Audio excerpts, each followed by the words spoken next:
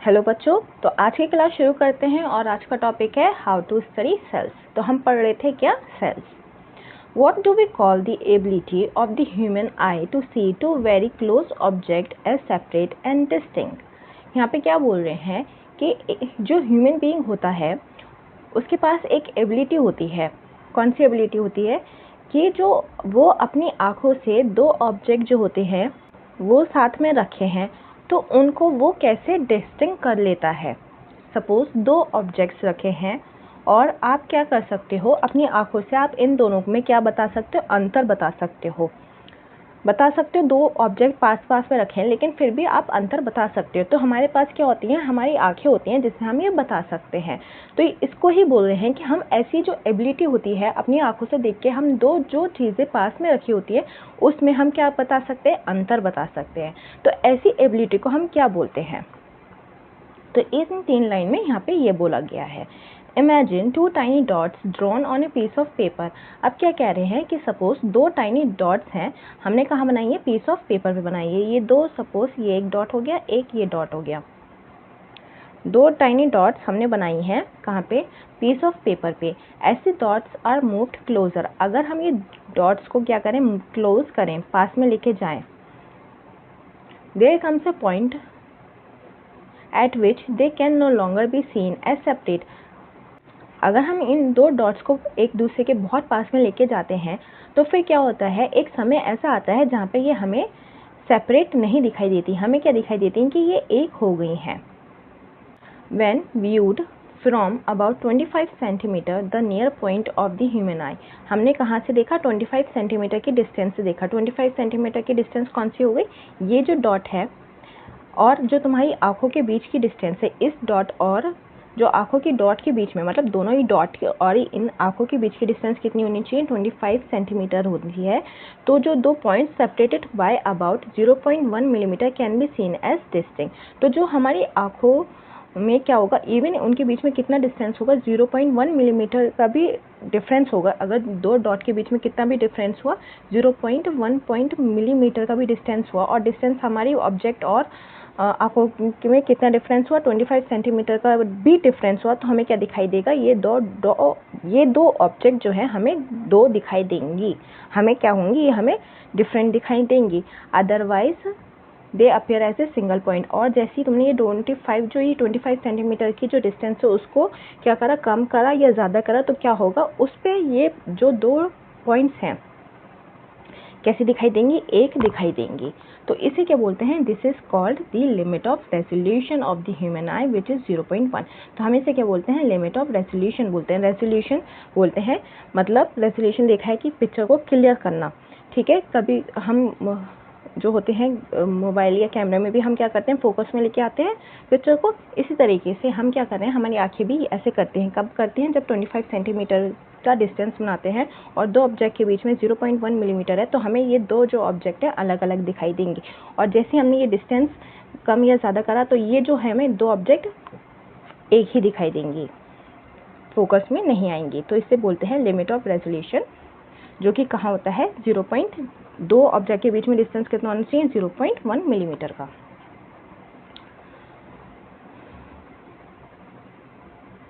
तो हमने ये सब क्यों पढ़ा, देखो समझते हैं।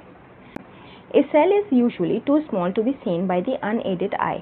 अब क्या होता है, जो सेल होती है वो बहुत छोटी होती है। हमारी जो आँखें होती हैं, हम अपनी आँखों से देख नहीं सकते। हमारे आसपास इतनी सारी सेल्स हैं इस समय पर, हम उन्हें अपनी आँखों से नहीं देख सकते। अनएडेड आई मतलब होता है कि जो हमें नेचुरल जो हमारी आई है, नेकेड आई जो है, हम उससे नहीं देख सकते। हमें किसी ऑब्जेक्ट की या जैसे कि माइक्रोस्कोप की जरूरत पड़ेगी, पर वरना हम अपनी जो है नेकेड आई से इस सेल्स को नहीं देख सकते। Figure 2.1, size of the object and it's visibility through unaided eyes. हम इसे अभी समझेंगे 2.1 को, चलो देख ही लेते हैं। अब यहाँ पे क्या कह रहे हैं, इलेक्ट्रॉन माइक्रोस्कोप है, यहाँ पे लाइट माइक्रोस्कोप है, ठीक है। हमारे चारों तरफ कितना क्या चीज़ है, एटम्स हैं हमारे चारों तरफ, स्मॉल मॉलिक्यूल्स हैं, लिपिड्स हैं, प्रोटीन्स हैं, पर हमें क्या होता है दिखाई देते हैं, एटम्स हमें नहीं दिखाई देते, लिपिड्स प्रोटीन्स हमें नहीं दिखाई देते। हमें क्या चाहिए होगा इनके लिए, इलेक्ट्रॉन माइक्रोस्कोप चाहिए होगा इन्हें देखने के लिए, तो हमें दिखाई देंगे। फिर जैसे जैसे ये क्या है, सबसे छोटा साइज़ है, ऊपर जा रहे हैं तो साइज़ क्या हो रहा है, इंक्रीज़ हो रहा है। यहाँ पे कितना है, 0.1 नैनोमीटर। फिर हम धीरे धीरे ऊपर गए, यहाँ पे क्या आ गए, वायरसेस आ गए, राइबोसोम्स आ गए। हमें इसके लिए क्या ज़रूरत पड़ रहा है, इलेक्ट्रॉन माइक्रोस्कोप की ज़रूरत पड़ रही है। फिर हम और ऊपर गए और इनकी क्या हुआ, सेल की साइज़ जो है वो बहुत थोड़ा बड़ा हुआ। कितना बड़ा हुआ, 100 nanometre. Viruses, smallest bacteria, mitochondria, most bacteria, nucleus, ये हम सब पढ़ेंगे। न्यूक्लियस, ये सारी जो भी हैं कैटेगरी हम समझेंगे। फिर उसके बाद यहाँ पे धीरे धीरे करके आ जाता है एनिमल प्लांट सेल्स, अमीबा आ जाएगा, फिश का एग आ जाएगा, चिकन एग आ जाएगा। चिकन एग तो हम अपनी आंखों पे से भी देख सकते हैं। फिर यहाँ पे क्या कह रहे हैं, यहाँ पे कौन से 2 माइक्रोस्कोप लग सकते हैं, यहाँ पे हम इलेक्ट्रॉन माइक्रोस्कोप कहाँ तक देख सकते हैं, यहाँ तक हम इलेक्ट्रॉन माइक्रोस्कोप के थ्रू देख सकते हैं इन सबको, most plant and animal cells को। लेकिन साथ में ये जो चीज़ है लाइट माइक्रोस्कोप, इसका मतलब क्या है, हम इसको लाइट माइक्रोस्कोप से भी देख सकते हैं। स्मॉलेस्ट बैक्टीरिया को नहीं देखेंगे क्योंकि स्मॉलेस्ट बैक्टीरिया नहीं आ रहा है यहाँ पे, हम यहाँ से देख सकते हैं। तो ये जो चीज़ें हैं, फिश, एग, अमीबा, ये सारी चीज़ हम लाइट माइक्रोस्कोप से भी देख सकते हैं। अब लाइट माइक्रोस्कोप और इलेक्ट्रॉन माइक्रोस्कोप में डिफरेंस क्या है। इलेक्ट्रॉन माइक्रोस्कोप जो होता है बहुत छोटी से छोटी चीज़ों को भी देख लेता है, लेकिन जो लाइट माइक्रोस्कोप होता है वो इतनी छोटी चीज़ों को नहीं देख सकता। It's like a normal microscope. तो हम जो नॉर्मल जो माइक्रोस्कोप्स हैं उससे हम animal cells, plant cells, nucleus और जो थोड़ी बड़ी चीज़ होते हैं हम वो देख पाते हैं। फिर उसके बाद हम अपनी अनएडेड आई, जो हमने जो नेकेड आई है जो इस समय है, हम उसको क्या क्या देख सकते हैं। हम यहाँ पे फिश एग देख सकते हैं, चिकन एग देख सकते हैं। कुछ जो फिश एग होते हैं, अगर हमें फिश एग के अंदर का देखना है तो हमें उसके लिए क्या लगेगा, लाइट माइक्रोस्कोप लगेगा। और वैसे बाहर से हम फिश एग देख सकते हैं, उसको और समझने के लिए लाइट माइक्रोस्कोप। अब नेचुरल जो हमारी नेचुरल जो आए हैं, नेकेड आए हैं, हम उनसे हम क्या क्या देख सकते हैं, चिकन एग देख सकते हैं, ह्यूमन आई, ग्रेट इंडियन बस्टर्ड, ये जो है बर्ड्स वगैरह ये देख सकते हैं, नेम ट्री ये आ गया, रॉकेट ये आ गया, रॉकेट वगैरह, और ह्यूमनाइट ये है। तो हम इसको अपनी जो है आंखों से देख सकते हैं। इसके लिए हमें कोई टेलीस्कोप नहीं, माइक्रोस्कोप की ज़रूरत नहीं है। तो यहाँ पे ये स्ट्रक्चर में ये समझाया है। ओके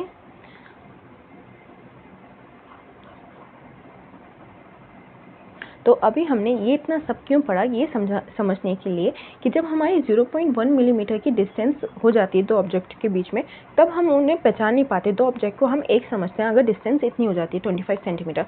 तो अगर 1 माइक्रोमीटर और ये 100 नैनोमीटर, इतनी छोटी चीज़ हमारी आंखों से हमें नहीं दिखाई देगी। तो यही समझाने की यहाँ पे कोशिश कर रहे थे कि हम ये ऐसी छोटी छोटी चीज़ अपनी आंखों से नहीं देख सकते। A cell is usually too small to be seen by the unaided eye. हमने ये समझ लिया कि बहुत छोटी होती है और हम अपने नेकेड आई से नहीं देख सकते। This raises an important question, how have cell biologist studied the structure and function of cells that are much smaller than the limit of resolution of the human आई।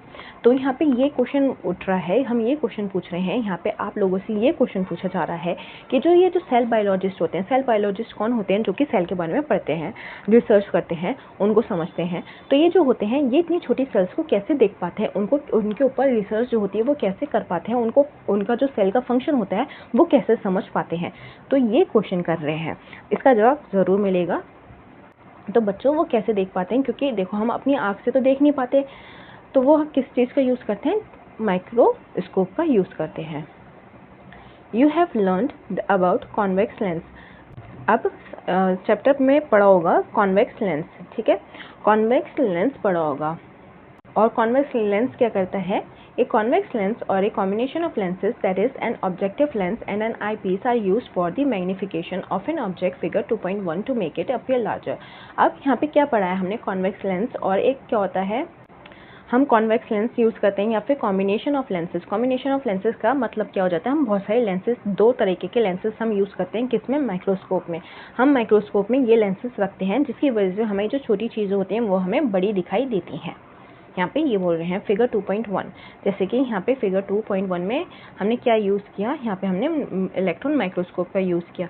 यहाँ पे हमने कौन सा यूज़ किया, लाइट माइक्रोस्कोप का use किया इतनी छोटी छोटी चीज़ों को देखने के लिए। और माइक्रोस्कोप किससे बने, इन लेंसेज से मिलके बने हैं।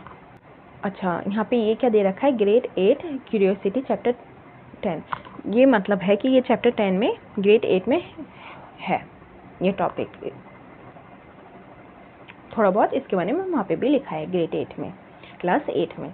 रॉबर्ट हुक, अब क्या थे रॉबर्ट हुक कौन थे? Was the first person to observe a cell in 1665 using a self designed microscope capable of about 200 to 300x magnification. तो सबसे पहले सेल किसने देखी थी? रॉबर्ट हुक ने देखी थी। और उन्होंने कैसे देखी थी? उन्होंने खुद ही माइक्रोस्कोप बनाया था, उन्होंने माइक्रोस्कोप पे वर्क कर रहे थे और फिर उन्होंने माइक्रोस्कोप बनाया तो उन्होंने देखी सबसे पहले सेल। तो ये पूछा जाता है रॉबर्ट हुक किसने सबसे पहले सेल देखी थी? रॉबर्ट हुक ने देखी थी। कब देखी थी? 1665 में देखी थी।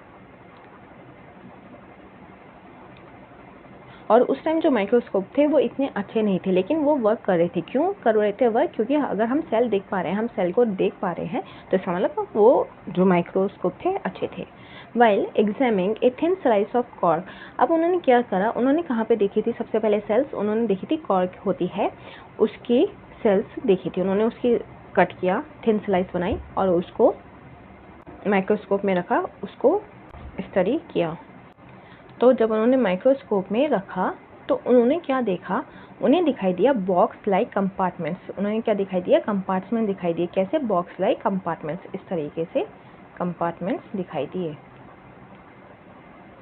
सेल्स में, और उनको नाम दिया cells. In school laboratories light microscopes are use to observe object.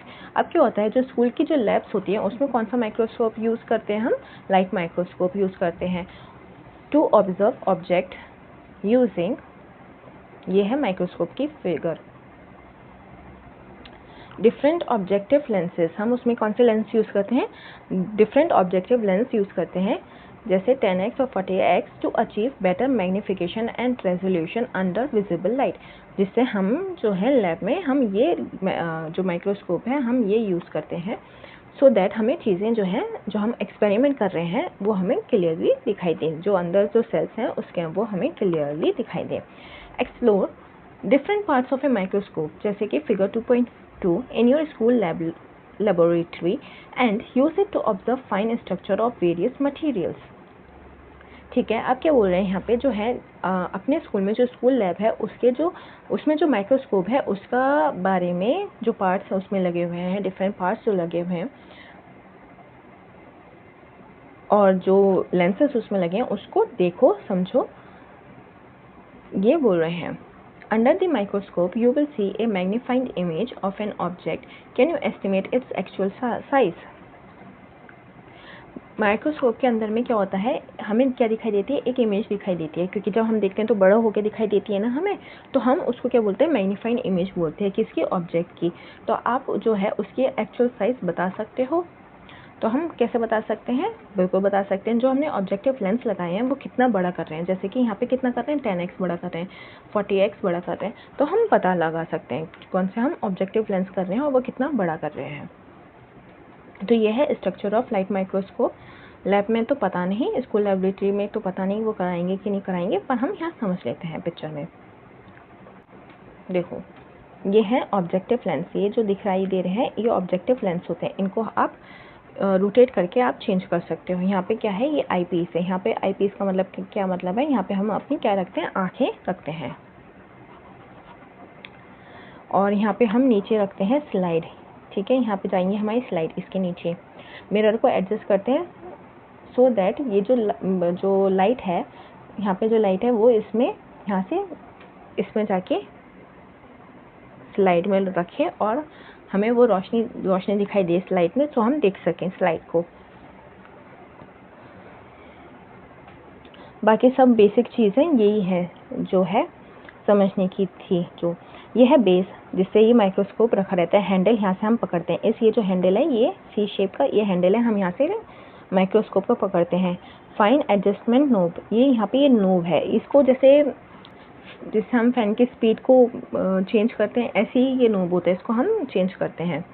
यह है कोर्स एडजस्टमेंट नोब, ये बड़ा वाला, ये ऊपर नीचे करने के लिए होता है। ठीक है, ये बॉडी ट्यूब होती है जहाँ पे यह आईपीस लगा होता है। बस इतना समझने के लिए ये काफ़ी है। स्टेज क्या है? यहाँ पे हम स्लाइड रखते हैं।